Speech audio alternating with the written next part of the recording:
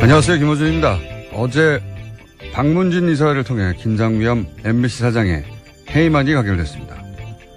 김 사장은 자신의 해임안이 통과되자 공영방송 사장으로서 언론의 자유수호와 방송의 독립소임을 다하지 못하고 물러날 수밖에 없는 것에 사죄한다는 성명을 냈습니다. 최근 10년간 가장 웃긴 성명서입니다. 친박 핵심과 정기 모임을 가졌다는 김장겸 사장의 MBC는 탄핵 정국에서 태극기 집회 참석 인원이 촛불 집회보다 많다고 보도하며 태극기 집회의 영상에서 사람이 없는 빈 공간은 잘라내라고 보도 지침을 내리고 최근까지도 메인 뉴스에 박근혜 허리가 아프다고 걱정하는 보도를 내보내는 방송이었습니다. 그렇게 박근혜 정권에 사람이 할 수 있는 최대치로 부역했던 회사 구성원 90% 그러니까 2,000명이 넘는 동료들로부터 MBC를 망친 주역으로 지목당한 당사자가 공영방송 독립을 지키지 못했다고 한탄하는 정신세계는 시사가 아니라 의학의 영역에서 다뤄야 하는 거 아니겠는가. 김호준 생각이었습니다. MBC가 이제 노조 파업이 곧 끝나겠네요. 그죠? 네, 이제 무한도전 같은 프로그램도 다시 볼 수 있게 될 것 같습니다. 이 사안은 저희가 잠시 후에 미니로 해직 기자 한 번 연결해서 짚어보기로 하고. 자, 첫 번째 뉴스는 뭡니까? 예, 다시 또 다스입니다. 이명박 전 대통령의 아들인 이시영 씨가 다스의 핵심 납품업체를 단돈 100여만 원에 샀다라는 JTBC 보도가 있었는데요. 이시영 씨가 2015년에 만든 회사가 있습니다. 규모 11억 원의 SM이라는 회사인데요. 이 회사의 지분을 75% 이시영 씨가 가지고 있습니다. 그런데 이 회사가 지난해 다스의 핵심 납품업체인 다온을 인수했는데요. 이 회사 같은 경우에는 연매출 규모가 600억 원인데 덩치가 훨씬 큰 회사를 이시영 씨 회사가 일종의 인수한 겁니다. 이건 이제 일요신문이 처음 파기 시작했던 사안이죠, 이게.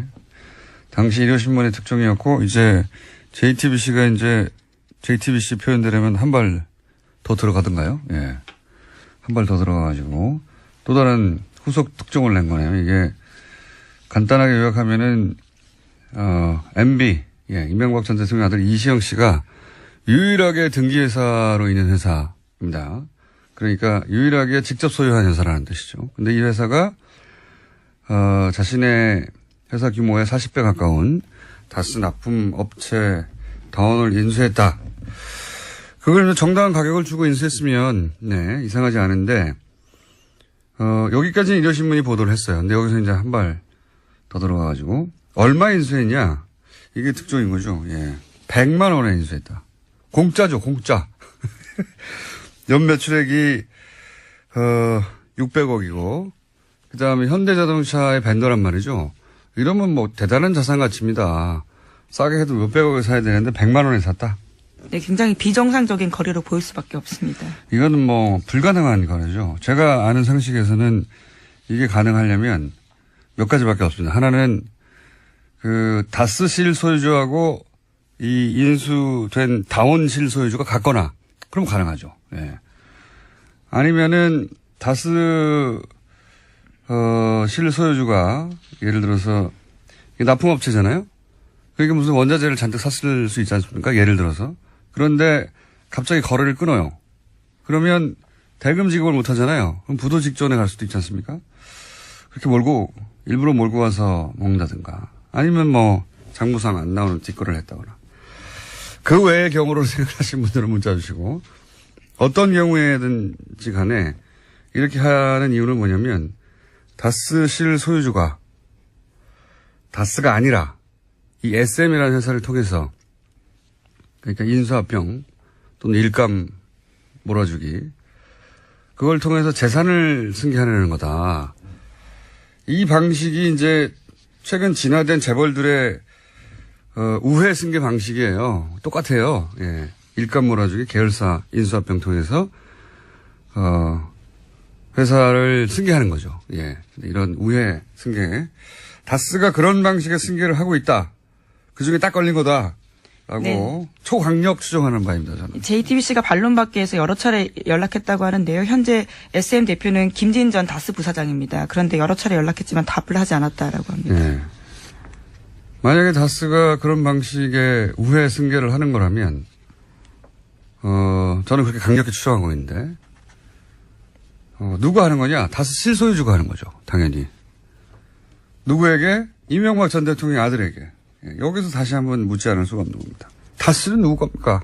누구 거길래 이렇게 우회 승계를 하고 있는 거냐? 예. 그 와중에 딱 걸린 거다. 예. 저는 그렇게 강력히 추정합니다. 네. 그러면서 이제 이 회사에 다스가 돈도 빌려줬다는 거 아닙니까? 네, 예. 이런 다스의 알짜 납품업체를 인수한 다음에 다스가 SM에다가 수십억 원 자금을 저리로 빌려준 사실도 확인됐다라고 합니다. 뭐 배임이라고 봐야죠. 손해. 왜냐하면 다스가 빌려온 돈보다 더 싸게 빌려줬으니까 다스 입장에서는 손해를 입었잖아요. 예. 다스의 주식이 하나도 없는 이시영 씨에게 그렇게. 이것도 배임이죠. 이런 일을 왜 하느냐. 예. 재벌들이 이 방식을 개발해 놨거든요. 최근에. 자, 다스는 누구 겁니까? 묻지 않을 수 없습니다. 다시 한번. 네, 그런 지금 뉴스가 나왔고요. 바레인에 계십니다. 바레인에 계십니다. 자, 다음 뉴스는요. 네, 5.18 관련된 소식도 계속 전해드리고 있는데요. 이번에도 눈에 띄는 보도가 오늘 아침 한겨레신문에 나왔습니다. 5.18 민주화운동 당시 공수특전여단 소속 지휘관의 고백인데요. 옛 광주교도소 앞에서 시민군 3명을 사살해서 자신이 안매장했다라는 걸 고백한 겁니다. 이 지휘관 같은 경우에는 5.18 안매장과 관련해서는 당시 작전에 참가했던 공수부대 지휘관은 공개적으로 한 이야기가 처음인데요. 또 뿐만 아니라 광주교도소 안에서 22구에서 25구 정도의 주검을 매장하는 것도 자신이 봤다라는 이야기도 했습니다. 이 의미가 아주 크네요. 예, 당시 현장 지휘관이 처음으로 직접 사살했고 직접 안매장했다 이런 얘기를 하는 거잖아요. 그리고 사살당한 사람들이 17살도 있고 무슨 죄가 있다고 참. 나치에 부역했다는 이유로 90대 노인네를 여전히 찾아서 감옥에 보내는 게 독일이에요. 예. 저는 30년 지난 사건인데 30년이 아니라 앞으로 50년이 더 지나도 계속해서 찾아내고 다 처벌해야 된다고 봅니다. 처음으로 직접 고백이 나왔다. 굉장히 의미 있는 지지라고 봅니다. 자, 다음은요. 네, 또 관련된 내용이 하나 더 있습니다. 어제 SBS도 관련된 내용을 보도했는데요. 국방부가 5.18 특조위가 37년간 공개되지 않은 8천여 쪽의 기무사 자료를 확보해서 관련된 내용을 분석했다라는 겁니다. 이번에는 당시 안기부가 5.18에 대한 관심을 돌리기 위해서 프로야구 선동열 선수의 출전까지 억지로 추진했다라는 사실을 밝혔습니다. 물론 광주 시민의 반발에 부딪혀서 계획은 실행되지는 못했습니다. 이게 이제 5.18 때 그런 행사를 할까봐, 5주년에. 그때 그 경기에 당시 가장 인기가 높았던 선동열 선수를 출전하게 하려고 안기부가 추진했다 이런 거 아닙니까? 예. 이 안기부, 국정원, 이미 오래전부터 이런 방식으로 정치에 개입을 해왔어요. 우리가 상상하지 못하는 방식으로, 정치를 결합하고, 여론을 조작하고, 전 이번에 이걸 끊지 않으면 앞으로도 계속 국민들이 고통받는다. 속고, 이런 방식으로 정보기관이 운영됐기 때문에 저는 국정원 내에 이런 기술자들, 그리고 이제 퇴직한 오비들, 이렇게 하는 것이, 나라를 운영하는 방식이다라고 믿고 있고 알고 있는 그런 기술자들이 있을 거거든요. 저는 이들이 금단전 증상을 느낄 거라고 봅니다. 왜냐하면 뒤에서 자기들이 국가를 운영했다고 생각할 거거든요. 네. 그래서 여전히 이런 방식으로 국가를 운영할 수 있다고 뒤에서 몰래 생각하는 사람들이 있을 것이다. 기술자들이. 그들이 완전히 여기서 손떼게 만들지 못하면 저는 계속될 거라고 봅니다. 이런 식으로. 상상이나 했겠어요? 5월 18일에 선동열 선수가 만약에 출전했다면 자연스럽게 받아들였겠죠. 그리고 관심이 글로 옮겨갔겠죠. 아무래도. 그런 거를 기획하고 실제 실행에 옮기려고 했고. 네, 체육부의 협조를 받아서 지역에서 영웅시대는 선동열 선수의 출전을 가능하도록 지원하겠다. 이런 내용들이 문건에 있습니다. 이걸 누가 상상이나 했겠습니까? 근데 그런 식으로 해왔다는 거죠. 이것뿐이겠습니까? 저는 그런 기술자들을 반드시 하나에서 손을 완전히 떼게 만들어야 됩니다. 그걸 평생 경험하다가 은퇴한 오비 얘기들 많이 나오잖아요.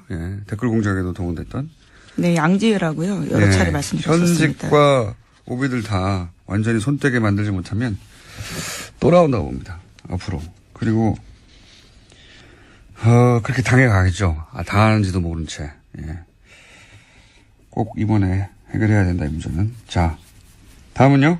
네, 어제 홍종학 중소벤처기업부 장관 후보자의 인사청문 경과 보고서가 채택되지 못했습니다.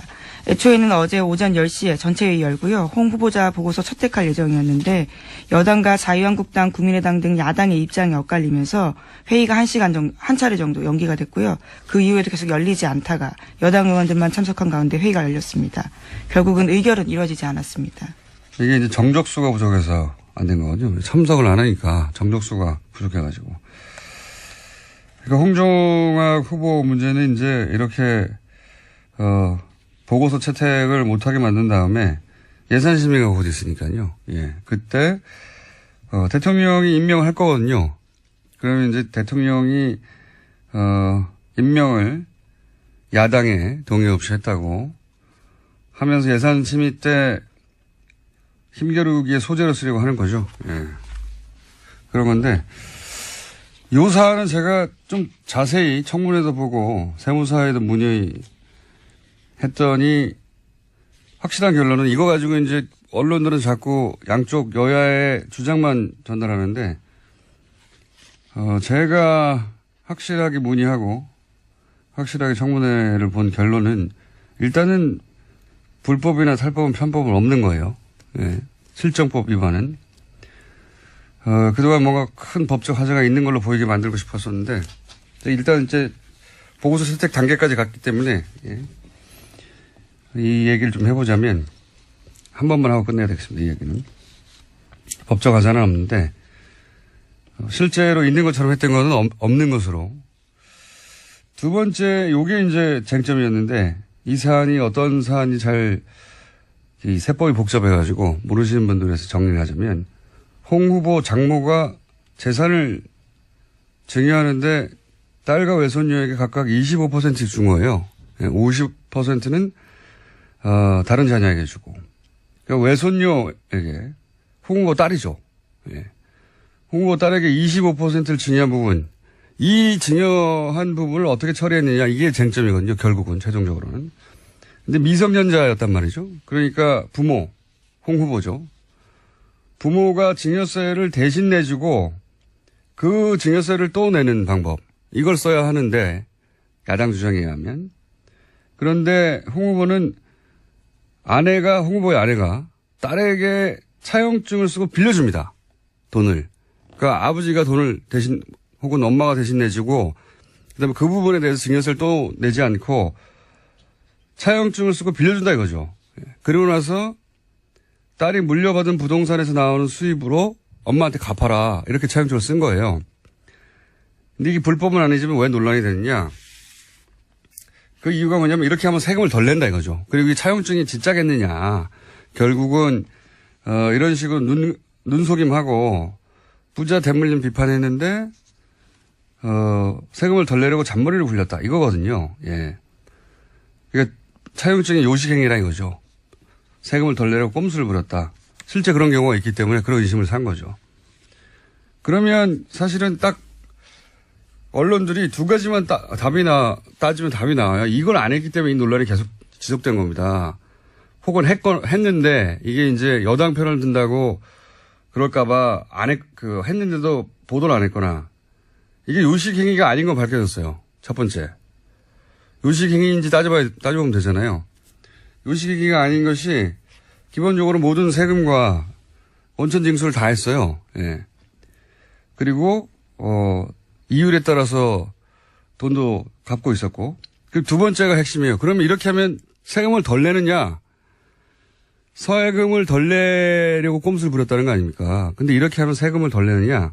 아니라는 겁니다. 따져보니까. 이자 소득세하고 종합소득세까지 따져보니까 절세 효과가 없어요. 그러면 절세하려고 이렇게 한 게 아니기 때문에 공격할 거리가 없어지는 거예요. 도덕적으로도 법적으로도 하자가 없는 겁니다. 그러니까 절세 효과가 없다고만 해버리면 끝나는 문제를 그걸 안 해줘서 계속 논란이 이어지는 거예요. 이건 여기까지 하고요. 제가 세무사하고 자세히 따져봤더니 없어요. 절세 효과가 사실상. 이자소득세, 종합소득세 다 따져보니까. 자, 이 사안은 어쨌든 정쟁으로 가게 생겼습니다. 예. 다음은요? 네, 해외 소식도 좀 전해드리고 있는데요. 이번에는 사우디 그리고 이란과 관련된 소식도 말씀드리겠습니다. 국제네요. 네, 사우디와 이란의 대리전 부대가 된 레바논에서 전운이 감돌고 있다라는 건데요. 사우디도 지난 9일 레바논에 체류 중인 자국민들한테 헤즈볼라의 공격 표적이 될 수 있다면서 긴급 출국 명령을 내렸다라고 합니다. 이 요새 중동 관련 뉴스가 많이 나오는데 이게 도대체 무슨 일이 벌어지는지 어려워요.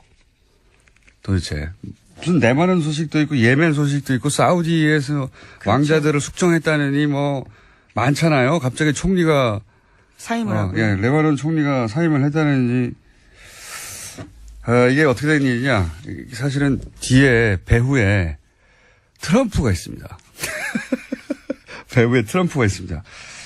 그렇게 바라보고 이 사안을 보면 쉽게 이해가 되는데 간단히 요약하면 트럼프 대통령 취임 후에 첫 방문지가 사우디예요. 그리고 이제 트럼프의 사위, 가장 지금 힘이 막강하다고 하는 사위가 최근 3번이나 갔어요, 여기를.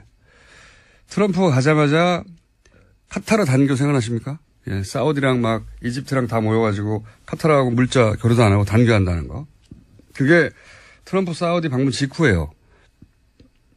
이런 일이 왜 일어나느냐? 그리고 뭐 레바논 일도 그렇고, 사우디에서는 부자, 그러니까 아들, 딸 세습을 안 하고 왕자 세습이었거든요. 아들, 딸 세습을 하고 싶은 왕가가 있었고, 트럼프는 이란을 코너로 몰아서, 제재하고 싶은 욕망이 있는 두 욕망이 만났어요. 그래서 기본적으로 트럼프는 사우디 왕가의 그 세습 욕망을 인정해주고, 그리고, 강력하게 후원합니다. 그러면서 이제, 왜냐면 사우디는, 순이거든요, 순이. 이란은 시아고, 이렇게 양쪽으로 갈라져 있잖아요. 큰 세력이. 갈라져 있는데, 사우디를 통해서 이란을 견제하려고 하는 거죠. 이란 뒤에는 또, 이란은 러시아하고 붙었거든요. 사우디는 미국하고 붙고. 그러면서 앞에서는 순이 시아, 그 바로 뒤에 그 양 종주국인 사우디, 이란. 그 뒤에는 미국과 러시아. 이렇게 붙어 있는 거예요. 대리전이에요, 결국은. 미국과 러시아의 대리로 사우디와 이란이, 그리고 순위와 그들이 또 순위와 시아를 대리하는 것이고, 예멘 같은 경우에 이 순위 시아가 붙어가지고 내전이 일어났죠. 예. 레바논도 마찬가지고요. 구도는 이렇습니다. 예. 이건 한번 따로 길게 다뤄야 하겠는데, 결국은 미국과 러시아가 IS 이후에 중동에서 힘의 공백이 생기는데, 누가 먹느냐? 길이 많잖아요, 여기서. 누가 먹느냐? 그 대리인으로 각각 이란과, 사우디, 그쪽의 관점에서 보자면, 사우디를 편먹고 나눠져 있다. 그래서 국가들 확 나눠져 있어요, 지금. 중동의 국가들이.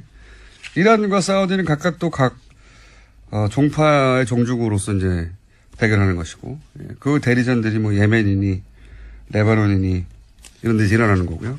트럼프가 이란 핵 협정 파기한 것도 이런 배경이에요. 예. 이란은 사실 핵 협정을 다 지켰거든요. 네. 다 지켰는데도 이란을 나쁜 놈으로 만들어서 이제 경제 제재에서 중동에서 영향력을 약화시키려는 거죠. 예. 저는 최근에 그 미국 외교지의 소식들은 북핵이 아니라 이 뉴스로 도배됐어요, 다. 트럼프로 인해서 중동에서 다시 한번 큰 전쟁이 일어날 수 있다. 이런 뉴스로. 여기까지 하고요. 이거 웃기는 건 근데, 이란은 대통령 선거로 선출했습니다, 그나마. 사우디는 왕정국가예요, 완전히. 예. 빈라덴, 알케이다, IS 다 순위파입니다. 그러니까 미국 입장에서는 사실은 이란 편을 들어야 되는 게 맞는 것 같은데, 전혀 아니죠. 예. 여긴 여기까지 하고, 이건 저희가 국제뉴스에 따로 한번 다뤄보겠습니다. MBC.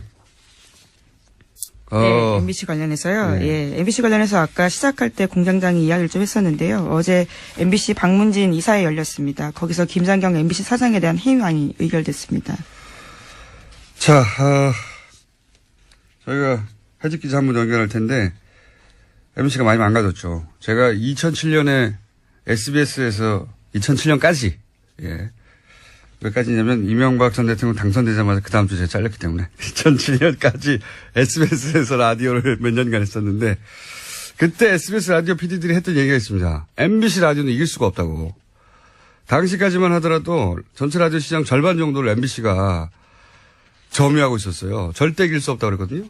나머지 50%를 나머지 방송국들이 나눠 가지고 있었는데 지금 MBC가 얼마나 망가졌냐면 TBS에도 안 됩니다. 물론 TBS는 누구시게 성장했죠. 그 사이에. 하지만 MBC가 보이지 않는다 이제. 그렇게 철저히 망가졌어요. 예. 자, 박성재 MBC 해직 기자 연결해 보겠습니다. 안녕하세요. 네, 안녕하십니까. 네. 해고된 지 얼마나 되셨습니까? 5년 6개월 정도 됐습니다. 네, 굉장히 오랫동안 무직으로 계셨군요. 아니, 다른 방송국에 들어가지 않고 왜 계속 해고된 상태로 계셨어요? 아니, 오늘 같은 날을 기다리려고, 그랬죠. MBC를 살려야 되니까, 예. MBC 꼭 복직하겠다고 생각하고 기다리신 거예요? 네, 그렇죠. 예, 왜냐면은, 방금 공장장께서 말씀하신 대로 MBC가 많이 망가졌잖아요. 예. 그래서, 이거를 제대로 돌려놓지 않으면, 저는, 무덤에도 눈을 못 감을 것 같다, 이런 생각을 하고 있었습니다. 왜 뭡니까? 고등법원에서, 판결이 확정됐잖아요. 복직할 수 있도록 길이 열린 거 아닙니까? 그죠? 네, 그렇습니다. 그런데 그때, 복직하지 않고, 네. 대법원 판결까지 가겠다고 했었어요. 그때 왜 그러셨습니까? 아니, 근데 그거는, 예.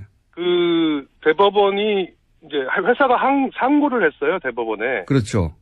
그래서 이제 그런 거고, 정권이 바뀌고, 이제 복직할 수 있는 혹시 분위기가 조성되더라도, 예. 대법원 판결을 기다려서 정확하게 판례를 남기겠다. 말하자면 공정방송을 위해서 싸우는 행위가 예. 법이 아니고, 아주 정당한 행위라는 그 판례를 남겨야 한다는 그런 소신들 때문에 저희 해직 언론인들이 대법원 판결을 기다리겠다라고 얘기한 겁니다. 그렇군요. 김장견 체제 하에서는 복직하지 않겠다 뭐 이런 의미도 있는 겁니까? 그렇죠. 예. 왜냐하면 또 복직해봤자 김장겸 체제 밑에서는 저희가 인사권이 없기 때문에 아무것도 할 수 없지 않습니까? 예. 또 물론 밖에서 싸우고 있지만 들어가서도 싸워야 되는 상황이기 때문에 오히려 밖에서 싸우는 게 더 유리하지 않을까 저는 그렇게 봤습니다. 그래서 대법원 판결을 굳이 받겠다고 하셨는데 그런데 이제 지금 새로운 사장이 만약에 취임해서 복직하라 이렇게 인사명령을 내리면요? 그게 좀 고민이에요, 저희도. 그래서 대법원 판결까지 기다려야 한다고 했는데 아니 근데 대법관님들이 네. 이 친구들 어차피 복직할 거니까 판결 안 해도 되지 않나? 이렇게 생각하실 수 있을 것 같아서. 예. 너무 유리하게 생각하시는 거 아니에요? 대법원 판결이 한 2년, 3년 걸릴 수도 있습니다. 아니, 벌써 2년이 넘었어요. 지금 20 나온. 그렇죠. 예. 예, 그래가지고, 일단 복직하라 그러면 못 이기는 척하고 복직을 해야 못 이기는 척하고. 근데 이제 방금도 말씀하셨는데, MBC가 이제 독특한 문화가 있습니다, 보면. 해직 상태에서 5년간 반드시 MBC로 돌아가겠다고 하는 경우도 그렇게 사실 흔한 경우가 아니고, 네. MBC 노조 파업 현장에서 이 김장겸 MBC 사장 회의만, 들리니까, 막 눈물을 흘리고 그러던데. 네, 어제 저도 그 자리에 있었습니다. 예. 그렇게까지입니까? 다른 직장 갈 수도 있잖아요. 저도 사실 제안을 안 받은 건 아닙니다. 예. 그런데, 어쨌든 저희들 심정을 생각해 보면은 아까 공장장님께서 말씀하셨듯이 최고의 방송이었던 시대를 보냈다가 최악의 방송으로 이제 나락에 떨어진 그런 저희 친정을 보면서 느꼈던 그런 거 있잖아요. 예, 그런 자괴감 같은 것들을 해야 되고 반드시 국민의 사랑을 되찾아야겠다. 그런 거죠. 특히 지금 같으면은 라디오는 교통방송에 빼앗긴 1위의 위치를 다시. 예, 그거 쉽지 않을 겁니다. 제가 있기 때문에 이제. TV도 JTBC에게 모든 사랑을 다 빼앗겼는데, 그거를 이제 하나씩 다시 되찾아와야 된다. 국민의 사랑을. 저희는 그렇게 생각하고 있습니다. 지금 10대 혹은 20대 초반은 MBC가 그렇게, 잘 나갔었는지 잘 모를 거예요. 예. 네, 그런 것 같더라고요. MBC 뉴스나 시사방송이 대단했죠, 과거에는. 예. 일단 MBC라고 부르지를 않으세요, 젊은 분들은. 이렇게 부르죠. 예, 이렇게. 자, 간단하게 9년간 그러면 어떻게 망쳐왔는지 요약하자면요? 네. 지금 김장겸 사장은 이명박 정권 때부터 정치부장, 보도본부장, 보도국장, 보도본부장, 그리고 사장, 이 9년 동안 이 과정을 거쳐온 거예요. 그런데 김장겸 사장이 잘 나가면 잘 나갈수록 MBC 뉴스와 시사 프로그램은 정반비례로 무너졌어요. 이분이 제가 볼 때 어저께 성명도 냈는데 억울하다, 언론 탄압이다. 저는 정치적인 야욕이 있다고 봅니다. 그리고 자신의 정치적인 야욕을 위해서 MBC 뉴스와 시사 프로그램을 희생시킨 거죠. 그 공영방송 사장들이 사장만 딱 하고 자기는 인생을 정리하겠다라고 생각하면 아무 문제가 없는데 사장 끝난 다음에 꼭 뭘 더 하려고 그래요. 그렇죠. 정치하려고 하고 높은 자리 가고 싶어 하고. 김재철 사장도 된다고 봅니다. 예. 김재철 사장도 출마하려고 했었죠. 예. 그렇죠. 예. 그러니까 이런 제도를 완전히 끊어야 됩니다. 그래서 지금 정치권에서 방송법 개정 작업도 진행되고 있는데 이 사장을 하고 나서 정말로 방송에만 매진하고 이제 아무런 어떤 욕심이 없는 그런 분들이 사장님이 되는 시스템을 만들어야 된다. 저는 그게 가장 중요하다고 지금 생각하고 있습니다. 아직 파업이 초래된 건 아니니까. 네. 파업이 공식적으로 초래되고 나면 저희가 MBC 노조에서도 사람을 모시고 또 기자님도 직접 스튜디오 모시고 얘기를 좀 자세히 하고 싶은데 오늘은 미니니까 한 가지만 더 여쭤볼게요. 네. 그 5년 넘게 6년 가까이 복직을 기다렸는데, 예. 네. 복직을 하게 되면 뭘 제일 먼저 하고 싶으세요? 사장? 아니, 제가 아까 말씀드렸듯이 예. 국민들의 사랑을 되찾아오고 JTBC하고 교통방송하고 경쟁할 수 있는, 선의의 경쟁을 할 수 있는 빨리 그런 뉴스와 시사 프로그램을 만들기 위해서 제가 밑바닥부터 다시 일을 하고 싶습니다. 네. 더 이상은 욕심이 없습니다, 저도. 그걸 정말 하고 싶으셨나 봐요. 그러니까 6년간이나 기다렸죠. 그럼요. 모든 우리 MBC 언론인들은 똑같아요. 네. 국민들의 품으로 다시 이게 자꾸 이런 말을 하면은, 저 양반들 이렇게 맨날 그렇게 얘기를 하는데, 정말로 마음이 그렇게 생각하고 있다고 저는 강조하고 싶습니다. 그렇게 간절합니까? 네. 왜냐면은 뺏겼기 때문에요. 저희가 뺏겼기 때문에 되찾으려고 하는 거죠, 사랑을. 네. 본인들이 하다가 망가졌으면 우리 실력이 다 하겠는데, 그게 아니라 강제로 쫓겨나고 그 사이에 본인들이 만들었던 어떤 성과가 다 무너진 거를 보고 나서 다시 되돌리고 싶다는.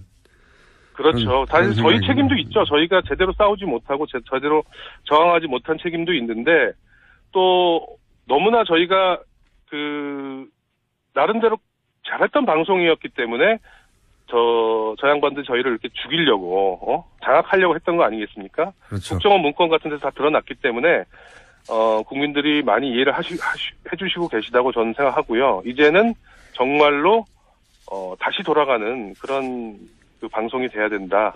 옛날로. 그래서 그런 고민들이 이제 지금부터 시작될 것 같아요. 저희 언론인들은, MBC 언론인들은. 예. 알겠습니다. 다음에 다 스튜디오 직접 모시고요. 예. 한 가지만 말씀드리면 아침 시사는 안 된다는 거 MBC 돌아오셔도. 오늘 여기까지 듣겠습니다. 감사합니다. 감사합니다. 예. 박성재 MBC 해직 기자였고요. 예. 어제 박문진 이사회에서 어떤 일이 있었는지 제가 짧게 클립 들려드리고 그 사이에 김은지 기자는 인사하겠습니다. 예. 수고하셨습니다. 네, 감사합니다. 권력에 의해서 경영진이 바뀐다면 권력에 대한 견제라고 하는 것은 심각하게 유린될 수밖에 없고 또 붕괴되는 것입니다. 정권 비판을 어떻게 하느냐? 정권 비판을 그래서 잘했습니까, MBC가 그동안에? 그 전에 그 편파적인 보도에 대해서는 일체 얘기하지 않고 과거 여러분이 다녀간 보도본부장 중에 심지어 여기 와가지고 정권을 비판하는 것이 언론의 사명이 아니다! 라고 생각하는 보도본부장도 있었습니다. 그런 상황도 그냥 방치한 사람이 지금 와가지고 정권이 바뀌니까 사장을 바뀌는 게 말이 안 된다? 바른정당 하태경 최고위원, 예. 여전히 최고위원입니다. 오늘은 새로운 지도부가 선출돼서 현충원 1100원개로 전화 인터뷰 진행하겠습니다. 안녕하세요, 의원님. 예, 하태경 나왔습니다. 반갑습니다. 예. 이번에도 2위 했습니다. 만년 2위. 예. 예. 전당대회에서. 근데 생각보다 많이 나왔어요. 근데 이제 그 전에 좀 드리고 싶은 말씀은, 네. 제가 지난주에 이제, 탈당 사태를 계기로 그만두겠다, 뉴스 공장. 그거 아무도 안 믿었어요, 어차피. 근데 그러고 나서 당 안팎에서, 예. 욕 많이 들었으면 너 돌았냐? 제정신이냐? 지금, 안 그래도 쪼그라진 정당에, 대국민 소통에 정말 중요한 창구를 네 스스로 봉쇄하는 예. 그런 어리석은 짓을 하지 마라. 글쎄 그 당내에서 그런 얘기 나오기 전부터 예, 방송 진행하는 과정 중에도 아무도 믿지 않았고요. 저도 믿지 않았고 의원님도 방송하다가 중간에 살짝 바꾸셨잖아요. 기억은 잘 안 납니다만 아무튼 무리를 네. 일으켜서 대단히 죄송하다는 말씀. 무리를 일으켰어. 어쨌든 또 이번에도 2위를 하셨어요. 근데 저는 표가 이렇게나 많이 나올 줄 몰랐습니다. 그건 좀 높이 띄워주시는 것 같고요. 반어법인 것 같고요. 아니 유승민 대표가 대표로 선출될 거야. 정치권에서 100% 예상한 바지만 그래서 압도적인 표차일 줄 알았더니 그래도 한 절반 정도는 절반. 대선 후보의 절반이면 많이 나온 거죠. 예. 근데 이제 더 중요한 의미가 있는데요. 이제 과거 바른정당은 김무성, 유승민 투탑 이렇게 국민들이 기억을 할 텐데 어쨌든 지금은 유승민, 하태경 투탑이다. 이건 이제 근본적인 색깔의 변화다. 본인이 이제 김무성급이다 이런 말씀이십니까? 거기까지는 아직 안 간 것 같고요. 이제 그까지는 아니더라도 어차피 김무성 대표야 지는 해고. 분위기는 어떻습니까? 당내 분위기는 사실 9명 나가고 난 다음에 11명인데 이제 내부에 11명 남았잖아요. 하지만 여진이 좀 있었지 않습니까? 네. 그래서 언론의 2차 탈당 문제 이런 가능성까지 보도됐고. 근데 이제 그 과정 속에서 저희들이 매일매일 정말 고해성사하듯이 서로에 대해서 진솔하게 이야기들을 많이 나눴습니다. 매일매일 어떤 5일 얘기요? 동안. 갈 거야 안 갈 거야 이거요? 우리 당에 대해서 어떻게 생각하고 나 개인의 사정, 내 개인의 지역구 사정, 또 앞으로 개인의 정치적 진로 솔직하게 얘기해보자. 다 솔직하게 솔직하게 이야기를 하고 그 속에서 뭐라 그럴까요? 좀 서로에 대한 허물이 좀 없어지고 좀 더 가까워지고 하면서 어쨌든 단결의 기운이 상당히 좀 높아졌습니다. 그렇습니까? 자유한국당이 문 닫았다고 해서 그런 건 아니고요? 그것도 사실 이제 두 세력한테 희소식인데 이제 우리 당 내에 강경한 자강파 저 같은 사람한테는 사실 고마운 이야기죠. 이제 한국당 놓고 그만두리라 우리 당 내에 원내든 이런 의미가 있고 또 하나의 의미는 서청원, 최경환 친박 쪽에서는 또 사실 자유한국당은 120석 넘기는 게 중요하잖아요. 그렇죠. 120석. 120석 넘기는 걸 포기하겠다는 거거든요. 3분의 1. 그렇죠. 그 선언이에요. 굉장히 황당한 선언입니다. 자유한국당 입장에서는. 그렇죠. 이때까지 이게 120석 넘겨서 국회 선진화법에 의해서 모든 법안에 태클을 걸 수 있도록 하는 의석수를 위해서 달려가는 것으로 보였는데 바로 직전에 멈췄습니다. 그러니까 그 이야기가 바른정당에 주는 메시지가 아니라 정부 여당에는 대정부 견제 포기 선언이고요. 3분의 1까지 목표를 하겠다는 걸 포기하겠다는 것이고 왜 이런 대정부 야당 역할을 정말 강한 야당 역할을 왜 포기하는 거냐? 포기했다기보다는 멈췄습니다 아직 당. 그렇죠. 이제 이거는 이제 서청원 녹취록의 파워라고 봐야 되죠. 더 몰아붙일 수는 없다. 그렇죠. 우리가 들어가는 것이 비박이 들어가는 것이 의원총회에서 점점 더 서청원, 최경환 제명 숫자를 늘리는 것으로 해석할 수 있잖아요. 그래서 그런 의미가 있는 것 같아요. 그럴 경우에 서청원 의원 쪽 친박 쪽에서 강하게 반발할 것이기 때문에 그 직전에 멈춰서 균형을 맞췄다 이런 의미인가요? 힘의 균형을? 그렇죠. 그래서 어쨌든 뭐 강한 야당의 역할은 포기하는 뭐 그런 좀 이상한 야당의 모습 아울러 보여주는 거죠. 예, 그건 이제 친박 비박 사이의 힘의 균형 관점에서 말씀하신 건데 이런 점도 있지 않습니까? 이제 홍준표 대표 입장에서 김무성 의원과 가까운 의원들이 더 많이 들어오게 되면 본인이 가지고 있는 또 당 장악력 혹은 뭐 김무성 의원에게 뭐랄까요, 당의 주주 권한을 넘긴다? 하여튼 김무성 의원의 견제 의미도 있지 않을까요? 또 한편에서는? 그러니까 소위 무대 개파는 좀 거품이 많이 껴 있어요. 예. 그러니까 이제 처음에 탈당했던 13명, 예. 13명이 무대가 먼저 보낸 것이다. 예. 무대는 나중에 갈게. 이렇게 예. 작전이다 하는 것도 제가 뭐 어떤 자리에서 말씀드렸는데 전혀 그렇지 않다. 무대를 버리고 간 것이다. 실제로는? 실제로는 더 이상 제가 그 회의 자리에 있었지 않습니까? 장본인입니다. 있었고 그 안에 있었던 그 무대 형님 더 이상 못 믿겠다. 우리는 독자 행동을 하겠다. 해서 간 거고요. 먼저 보낸 게 아니고 버리고 간 거다? 네, 버리고 간 거죠. 그럼 이번에는 나중에 후발로 가는 게 아니라 나도 같이 데려가줘 이렇게 한 겁니까? 그런 거죠. 이번에는 이제 무대가 처음에 총대 맨 게 아니고, 예. 삼선 의원 모임이 있었잖아요. 예. 처음에 통추라고 하는, 삼선 의원 모임에서 몇 분이 주도한 건데, 예. 그때 무대는 이거 너무 빠르다, 잘못되었다라고 당내에서 비판을 하는 입장이었어요.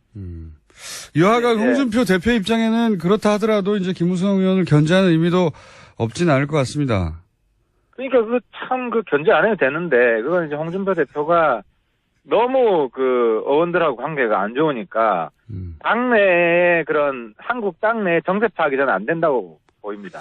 홍준표 대표가 믿고 의지할 만한 세력이 없죠, 현재 본인 입장에서. 없죠. 그러니까 다 못 믿는 거죠, 다. 예. 당 안에. 모든 사람을 못 믿게 되니까, 이제 별로 제가 볼 때는 이제 종이 호랑이가 들어갔는데도 굉장히 실제로 홍준표 대표가 무대도 거의 개파도 아니고 이익 집단이다 하면서 엄청 견제구를 날렸잖아요. 예. 그게 오히려 무대를 키워주는 거다. 상대적으로. 그러니까 친박근혜 혹은 김무성 계보 이런 세력과 혼자 홍준표 대표가 이제 견제와 균형을 찾다 보니 이렇게 문을 닫아버린 것이다. 종합적으로 그렇죠. 보자면. 친박도 그게 강한 개파가 아니거든요. 다 그냥 허물어진 궁궐인데 거기서도 자기가 소위 말해 포섭을 해가지고 다 자기 사람 만들 수 있는데 그런 걸 전혀 안 하잖아요. 계속 욕만 날리고 막말만 하고 당내에서도. 그래서 홍준표 대표의 당내 정치는 예. 정말 안철수, 유승민 다 지금 성적이 별로 좋지 않지만 최악인 것 같습니다. 지금 다른 정당을 걱정할 처지가 아닙니다. 지금 바른정당이. 바른정당 얘기로 돌아와서 지금 현재 유승민 대표 첫 일성 중에 하나가 언론에 보도된 게 중도 보수 통합 안철수 만나겠다 이런 거거든요. 이게 무슨 의미입니까? 그러니까 국민의당 안철수 대표가 이야기를 꺼냈던 소위 이제 합당 이 길을 모색해 본다 이건가요? 중도 보수 통합의 가장 큰 의미는요. 예. 하태경이 똥꼬집을 꺾었다, 양보했다 이게 제일 큰 의미죠. 그러니까 그건 개인적인 거고요. 그러니까 예. 보수 통합이라는 말을 쓰지도 마라. 예.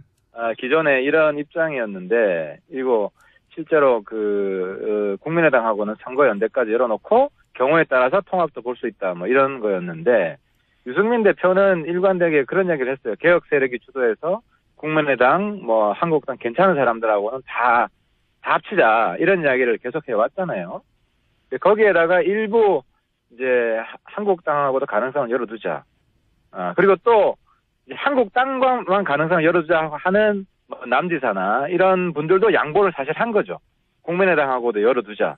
이런 이야기가 다 복합적으로 어우러져서 우리 내부의 어떤 단결을 재확인하는 수사 이 정도 의미가 있다고 보여집니다. 단결을 확인하는 수사지. 그러니까 모든 가능성이 열려 있다는 그렇죠. 그 가능성의 천명인지 실제 국민의당과 어떤 뭐 통합 수순으로 가기 위해서 지금 밑에서 움직이고 있다 이런 건 아닙니까? 중도, 그래서 원래 이야기도 중도 플러스 보수 대통합 이런 표현을 썼어요. 그래서 이제 당내에서 여전히 한국당 탈당 이런 문제가 여전히 남아 있어가지고 저도 어쨌든 그 당내 일원으로서 제 고집을 일부 양보하고 남지사 같은 분도 보수 통합론자도 일부 양보하고 이렇게 이제 타협을 한 겁니다. 그러니까 제가 궁금한 건 이겁니다. 실제 국민의당과 뭐 통합이든 연대든을 위해서 물밑에서 열심히 움직이고 뭐가 시작됩니까? 아니면 그냥 말만 이렇게 하는 거예요? 그거는 이제 지금까지 진행되어 왔던 것에 대해서 네. 엄청난 변화가 있을 것 같지는 않고요. 그러니까 국민 통합 포럼 해가지고 의원들끼리 계속 연대, 정책 연대, 선거 연대 이야기는 사실 공식화됐잖아요. 예. 그죠? 근데 이제 당대당 통합 이야기는 대표끼리 이야기인데 예. 저희 당 입장은 우리가 먼저 주도하진 않겠다. 왜냐하면 국민의당이 사실 지금 깨진 우리 당처럼 당내 되게 굉장히 시끄럽지 않습니까? 예, 예. 그래서 국민의당 내부의 교통 정리를 좀 보겠다. 우리가 이니셔티브를 먼저 주지는 않겠다. 이니셔티브를 지고 싶은데 질 수가 없죠. 숫자가 적어가지고. 뭐 꼭 그렇진 않죠. 제가 마음만 먹으면. 사실 박지원 대표가 보면 요즘 참 밉게 우리 당 뭐 다 없어질 것처럼 이야기하는데 저도 하려면 그런 역할 할 수 있어요. 그 당 엄청 흔들 수 있는데. 예. 그러니까 이제 그런 역할은 하지 않겠다. 그건 좀 비겁한 거 아닙니까? 그건 박지원 대표 나오셨을 때 제가 여쭤보기로 하고, 그러면 지금 유승민 대표하고 안철수 대표가 만나긴 만나는 것 같은데, 여기서. 오늘 만나죠. 오늘. 예. 만나죠. 뭔가 예. 급진전되거나 그럴 가능성은 별로 없는 거네요, 이야기가? 왜냐하면은 국민의당 내가 시끄러운데, 우리는 박지원처럼 하지 않겠다 하는 게 깔려있기 때문에, 우리가 내부를 분열시키고 교란시키는 이런 수를 뜨는 것은 지금 시기에 신사답지 않다는 겁니다. 우리가 뭐 옛날처럼 과거 구태 정치 하자면은 국당도 뭐 엄청 할 수 있죠, 하려면. 근데 이제 그런 비신사적인 건 안 하겠다는 거죠. 국당을 분열시켜서 예를 들어서 호담계하고 친한과 비한을 분열시키고 친한하고 뭉치고 이런 작전을 안 쓰겠다는 얘기입니까? 예, 그렇습니다. 요약하면? 예, 꼼수 안 쓰겠다는 거. 그렇게 하지 않더라도 이미 심정적 분당이라고까지 표현하는데요. 그 정도는 강경 발언하는 사람들은 그런 것 같은데요. 이제 발언하지 않는 분들은 굉장히 차분한 것 같더라고요. 제가 의원들 이야기를 들어보면 몇 분 딱 계시잖아요. 알겠습니다. 남경필 지사나 이런 분들은 2차 탈당 안 하나요? 그럴 수도 있죠. 안 받아준다는데. 지금 안 받아준다는 이야기를 홍준표 대표도 하고 몇 분이 그냥 속사포로 지금 날리고 있는데. 최소한 당분간은 정말로 안 받아줄 건가 봅니다. 그죠? 실현 가능성이 없는 것 같고, 왜냐면 남지사 같으면은 서청원 킬러예요. 그래서 남지사가 들어간다 그러면은 아마 서청원 대표가 전 녹취록을 깐다고 봅니다. 그럼 홍 대표가 죽기 때문에. 1분 남았는데요. 제가 한 가지만 더 여쭤볼게요. 예? 유승민 대표가 이런 과정을 거치면서 좀 변했습니까? 유승민 대표에 대한 비판도 당내에서 있었지 않습니까? 너무 유승민 대표가 예. 상당히 변하고 있죠. 예를 들어 큰 변화가 김호상 대표하고 뽀뽀할 때 저는 굉장히 충격이었는데 저 정도도 할 수 있는 사람이구나. 그건 뒤에서 강제로 밀어붙인 거 아닙니까? 강제로 밀어붙여도 그게 버틸 수는 있었는데 어쨌든 자발적인 게 있었고요. 그것만 가지고 변했다고 보기 힘든데요. 그리고 최근에도 우리가 이제 중도 플러스 보수 대통합을 유승민 대표가 수용을 했죠. 유승민 대표 인터뷰 좀 추진해 주세요. 옆에서. 제가 말씀드릴게요. 알겠습니다. 오늘은 여기까지 하겠습니다.